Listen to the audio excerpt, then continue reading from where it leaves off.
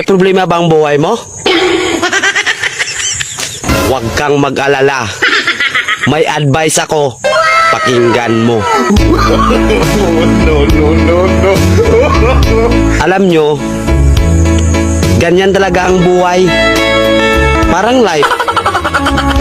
Basta yung importante ay mahalaga. At kung saan ka masaya, dun ka happy. Basta wag kang maniwala sa swerte. Kasi malas yun. Minsan ay sometimes, kaya matuto tayong tumanggap ng acceptance. Halimbawa, for example, ang baby ay sanggol. So kung di mo intindihin, you don't understand. Basta kaibigan, lagi mong tatandaan.